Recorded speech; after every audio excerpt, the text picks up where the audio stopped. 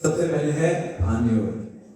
आन्योर तो जब प्रभु जी ने बताया कि नंद महाराज और ब्रजवासियों को भगवान कृष्ण ने कहा कि आप गोवर्धन जी की पूजा शुरू कीजिए, आपको इंद्र की पूजा करने की आवश्यकता नहीं है। तो कृष्ण ने आग्रह किया कि आप गोवर्धन जी की पूजा कीजिए। 3 चीजों की पूजा करने के लिए बोला, गोवर्धन जी, दूसरा गाय, तीसरा ब्राह्मण। इन तीनों की पूजा करने के लिए भगवान कृष्ण आदेश नहीं दे सकते थे, क्योंकि भगवान कृष्ण के वो सब सीनियर थे। तो भगवान कृष्ण ने रिक्वेस्ट किया। तो ये है एटिकेट जो हमें सीखने के लिए। भगवान कृष्ण स्वयं भगवान है, परंतु फिर भी वो अभी कभी अपनी मर्यादा का उल्लंघन नहीं करते। भगवान कर सकते हैं अपनी मर्यादा का उल्लंघन, बट उन्होंने रिस्पेक्ट देने के लिए उनको मतलब रिक्वेस्ट किया कि आप इंद्र की पूजा मत कीजिए, आप गोवर्धन, गाय एंड ब्राह्मणों की पूजा कीजिए। जिस प्रकार से कल आप जब अक्रूर घाट पे गए थे, तो अक्रूर घाट पे जब भगवान कृष्ण से मिलने के लिए अक्रूर जी आए थे उनको लेके जाने के लिए, तो उस समय भी कृष्ण बलराम ने आदर सत्कार किया था अक्रूर जी का। और कृष्ण बलराम ने अक्रूर जी को बोला था, उनको अच्छे से प्रसाद, बहुत भव्य अरेंजमेंट किया उनके लिए।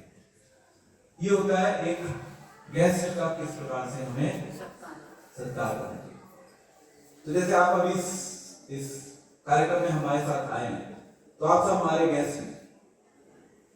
हम कोशिश करें कि अच्छे होस्ट के रूप में आप सबको अच्छी से अच्छी सुविधा देने का प्रयास करें। आप सब हमारे गेस्ट हैं, हम चाहते हैं कि आप पूर्ण रूप से संतुष्ट होकर जाएं, क्योंकि ये आपके लिए एक इम्प्रेशन होगा जो लॉन्ग टाइम तक आप अपने साथ कैरी करके जाएंगे।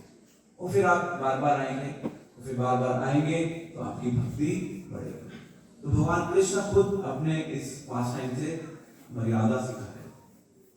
ठीक है, तो उन्होंने पूजा का आग्रह किया और ब्रजवासियों ने फिर भगवान के लिए अलग अलग प्रकार के स्वादिष्ट व्यंजन बनाए। भगवान खाने में पीछे नहीं रहते, तो इसलिए भगवान के भक्तों को भी हम खाने में पीछे नहीं रहने देते। चैतन्य महाप्रभु की लीला में आप देख लीजिए, चैतन्य महाप्रभु क्या कर रहे हैं जगन्नाथपुरी में, तो वो केवल खाते पीते रहते हैं, फीस ही चलती रहती थी वहां। आप अगर वो चैतन्य चरितामृत में पढ़े तो वहां पे फीस के प्रोग्राम चलते रहते हैं। भक्तों को प्रसाद और अच्छे से अच्छा प्रसाद, ये भी कृष्ण भावनामृत का एक मुख्य अंग है। कृष्ण भावनामृत से ये अभिन्न है, इसलिए हम प्रयास करते हैं कि आपको अच्छे से अच्छा प्रसाद मिले। तो उस प्रसाद का भोग लगाया गया किसको? गिरिराज गोवर्धन। तो जब गिरिराज गोवर्धन जी को भोग लगाया जा रहा था, उस समय भगवान कृष्ण गोवर्धन जी से प्रकट हो गए। उन्होंने अपना विशाल रूप धारण कर लिया। तो फिर भगवान कृष्ण ने कहा, उन्होंने खाना शुरू कर दिया। उन्होंने कहा कि मैं खुद ही गोवर्धन हूं। और फिर भगवान ने कहा आन्योर, आन्योर, यानी कि मुझे और चाहिए, मुझे और चाहिए, मुझे और चाहिए। ठीक है, भगवान की भूख क्या हो रही थी? संतुष्ट नहीं हो रही। तो भगवान इस प्रकार से अपने भक्तों के साथ अपने संबंध को प्रगाढ़ करते हैं। भगवान को किसी चीज की आवश्यकता नहीं है, भगवान अपने आप में पूर्ण रूप से संतुष्ट है, परंतु फिर भी अपने भक्तों के साथ प्रेम के संबंध को बनाने के लिए भगवान क्या करते हैं? अपने भक्तों के साथ आदान प्रदान करते हैं। भगवान वो जो पूरे विश्व को भोजन दे रहे हैं, पूरे विश्व को भोजन भगवान की कृपा से मिलता है। हमें लग सकता है कि हमें भोजन हमारे प्रयास से मिलता है, हमें भोजन भगवान की कृपा से मिलता है। और वो भगवान जिनकी कृपा से हम सबको भोजन मिलता है, वही भगवान भोजन मांग रहे हैं ब्रजवासियों से। और जब वो ब्रजवासियों से भोजन मांग रहे हैं तो वो इनफैक्ट ब्रजवासियों से ऋणी भी हो गए। भगवान उस ऋण को कैसे चुकाते हैं? अपने भक्तों को आनंद प्रदान करके। वृंदावन धाम की यात्रा में जब हम तपस्या करते हैं, तपस्या करने से भी भगवान हमारे ऋणी हो जाते हैं। और फिर भगवान हमें क्या देते हैं? बदले में कुछ गिफ्ट देते हैं, और वो गिफ्ट है आनंद। और जब भक्ति में आपको आनंद मिलने लग गया तो फिर आपकी भक्ति रुकेगी, फिर कोई स्टॉपिंग पॉइंट नहीं।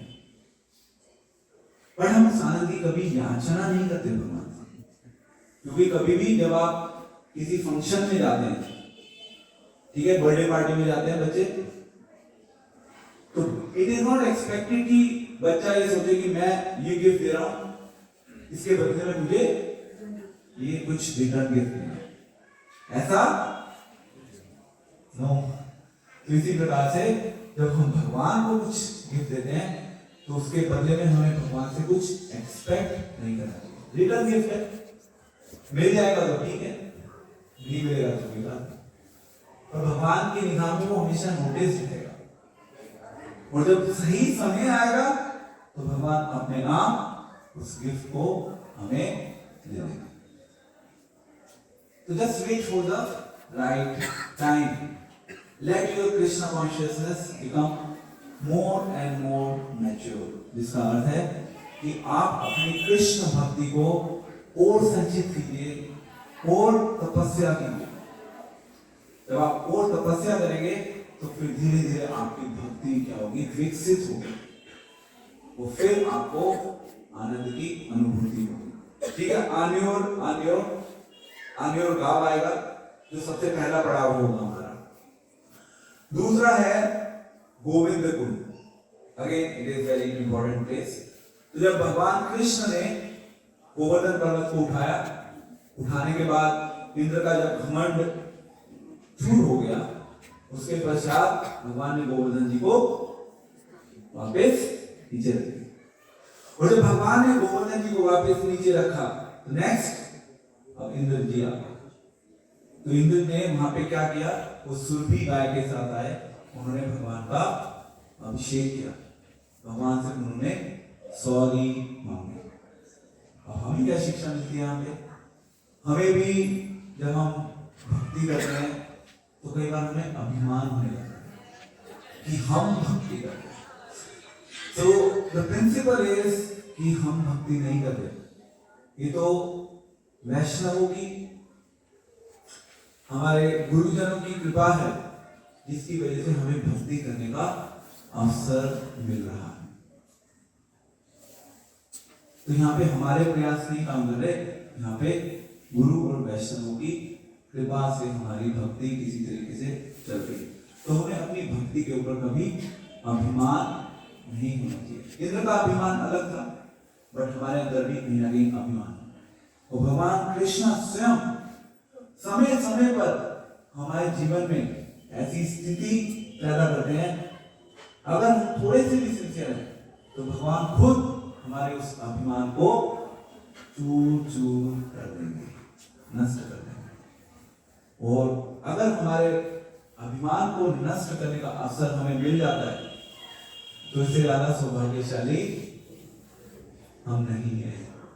गोविंद जो शब्द है इसमें 3 चीजें हैं, यानी कि पहला है गाय, दूसरा है भूमि, और तीसरा है इंद्रियां। इन तीनों को भगवान आनंद प्रदान करते हैं।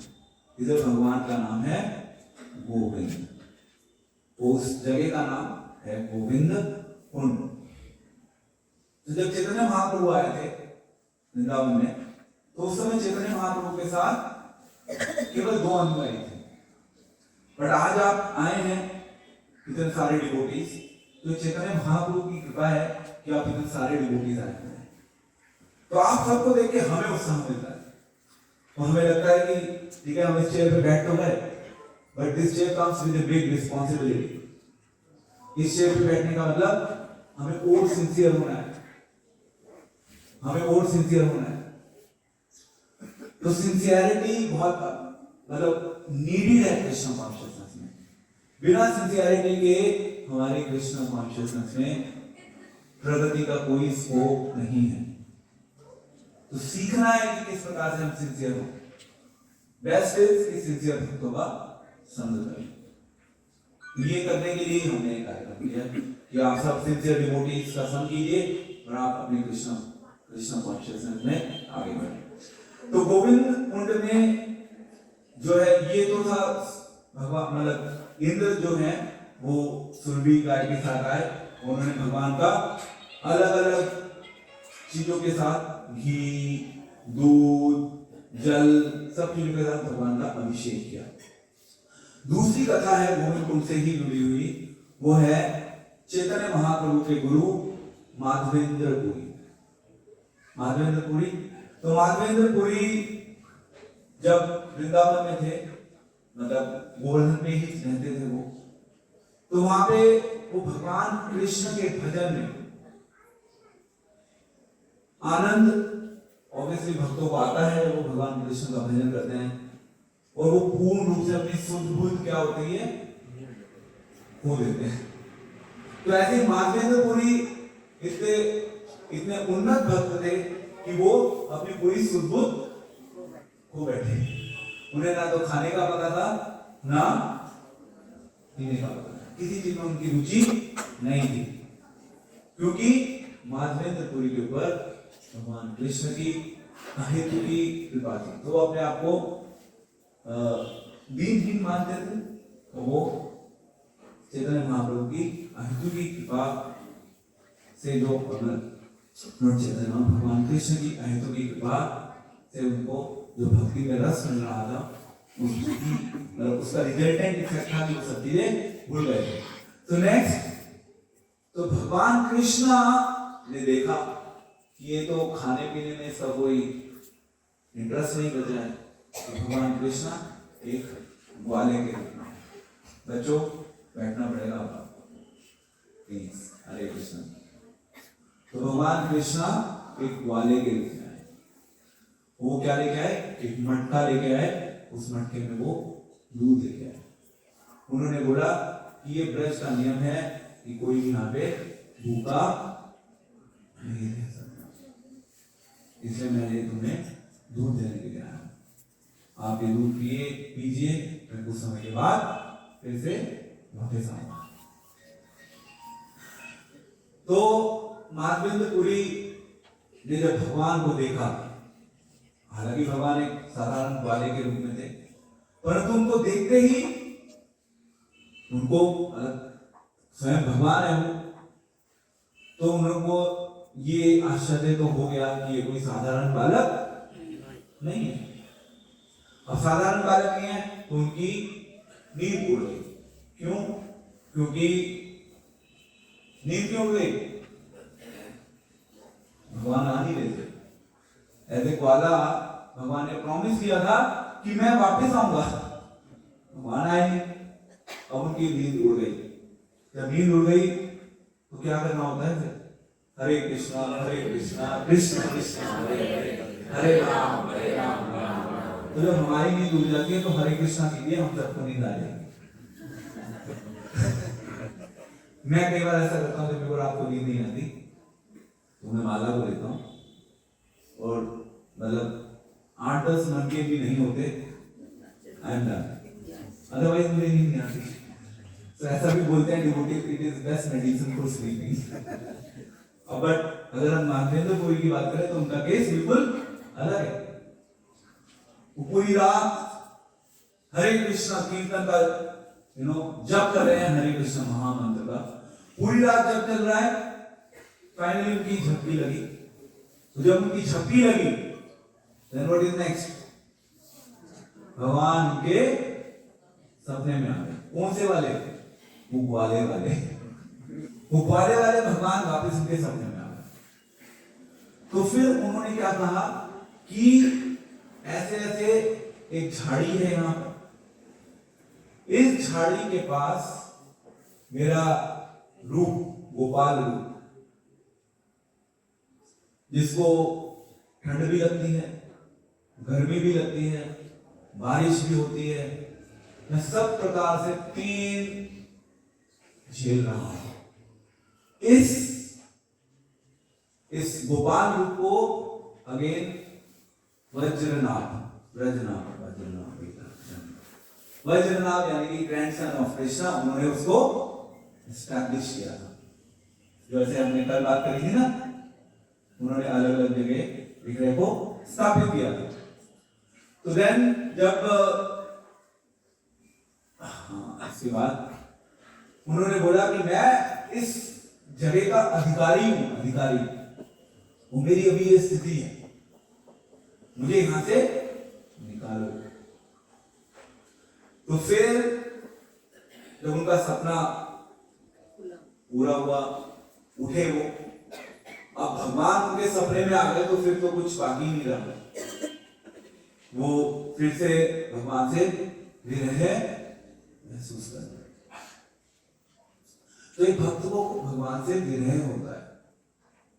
इसी प्रकार से वो जो माधवेंद्रपुरी थे, माधवेंद्रपुरी को भगवान से विरह होने लगा, और फिर वो उस जगह पर गए जिस जगह को भगवान ने रेफर किया था सपने में।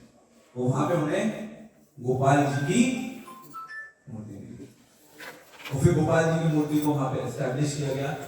तो एक जगह है जिसका नाम है गोपाल प्राकट्य स्थली, वो भी आपके रास्ते में आएगा कल जब आप परिक्रमा करेंगे। तो एक है गोविंद कुंड, दूसरा है गोपाल प्राकट्य स्थली। तो हमने 3 चीजों के बारे में डिस्कस किया।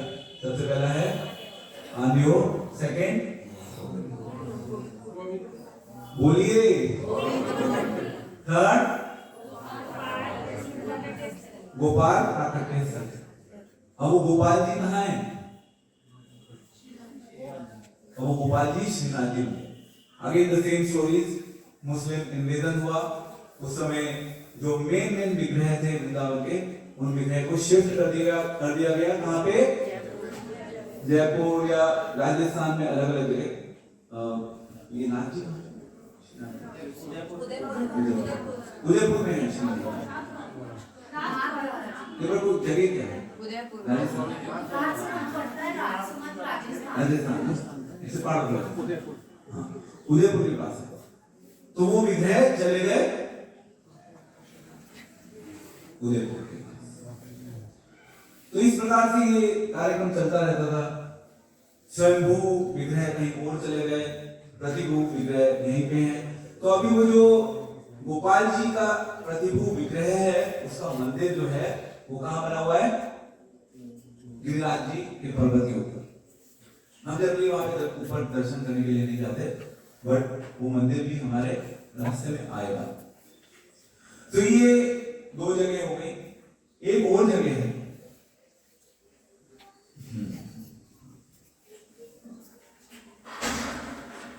पूछरी का लोटा। पूछरी का लोटा बड़ा इंटरेस्टिंग नाम है।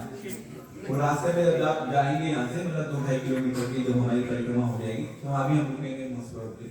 पूछरी का लोटा मतलब लोटा बाबा एक थे, ठीक है, और बहुत स्ट्रॉन्ग थे, बहुत पावरफुल थे।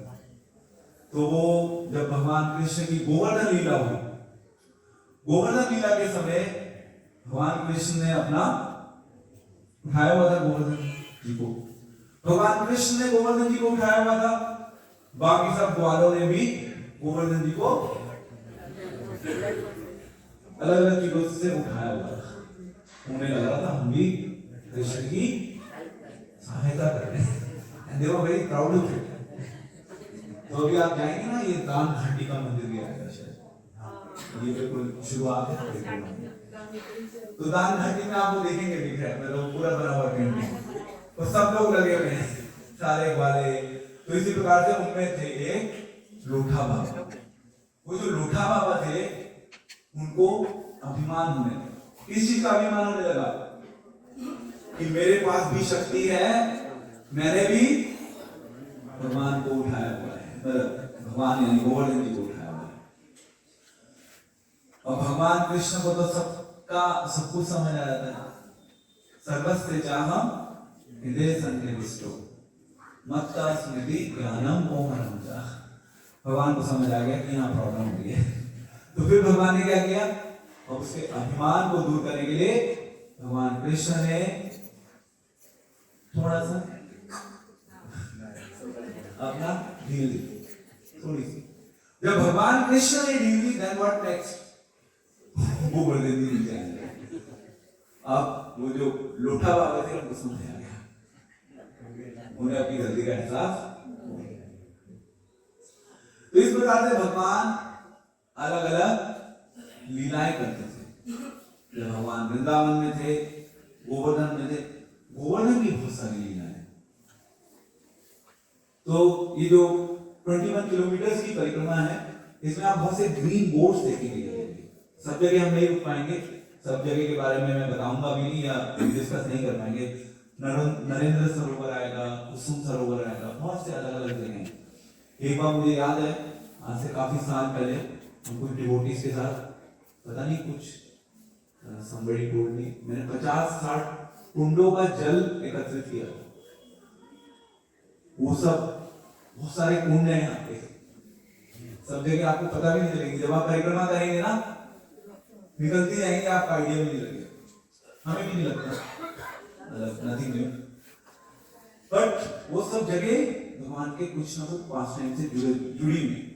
परंतु उन सब कथाओं में हमारा इंटरेस्ट कब बनेगा, जब हमारी भगवान के नाम में रुचि होगी, भगवान के को जानने में रुचि होगी। नहीं तो सब कथा कहानियां हैं। आप कहेंगे भगवान ने गोवर्धन उठाया हुआ था, इतना बड़ा वो गोवर्धन, एक उंगली पे एक बच्चा एक ईंट को नहीं उठा सकता, एक गोवर्धन कैसे उठा सकता है। अब आपकी यहाँ पे भौतिक बुद्धि काम नहीं करेगी। So you cannot calculate Lord Krishna within the sphere of your limited material intelligence.